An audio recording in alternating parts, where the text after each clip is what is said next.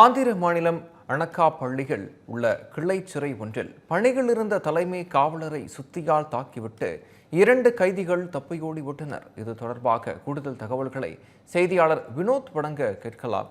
வினோத், விவரங்களை வழங்கலாம். சப் ஜெயிலில் பாதுகாப்பு பணியில் இருந்த தலைமை காவலரை சுத்தியால் தாக்கிவிட்டு 2 கைதிகள் தப்பியோடிய சம்பவம் பெரும் பரபரப்பை ஏற்படுத்தியிருக்கிறது. ஆந்திர மாநிலம் அனக்காப்பள்ளி மாவட்டம் சோடவரம் நகரில் கிளை சிறை என்பது உள்ளது.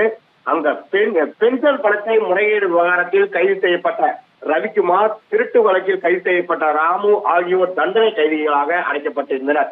2 பேரும் சிறையின் சமையல் அறையில் பணியாற்றி வந்த நிலையில் சமையல் வேலையில் ஈடுபட்டு இருந்த போது அங்க பாதுகாப்பு பணியில் ஈடுபட்டிருந்த தலைமை காவலரின் தலையில் ரவிக்குமார் திடீரென்று சுத்தியால் கடுமையாக தாக்கி சிறையின் கதவை திறந்து தப்பி ஓடியுள்ளார்.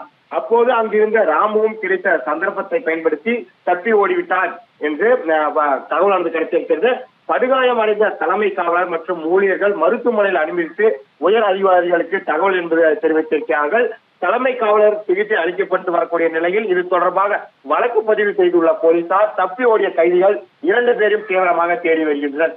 சம்பவம் நடைபெற்ற போது சிறைவாசலில் பாதுகாப்பு பணியில் யாராவது இருந்தார்களா அல்லது அங்க யாரும் பாதுகாப்பு பணியில் ஈடுபடாதவாறு தவிர்க்கப்பட்டார்களா, இதில் ஏதேனும் சதி உள்ளதா என்ற கோணத்தில் போலீசார் விசாரணை நடத்தி வருகின்றனர்.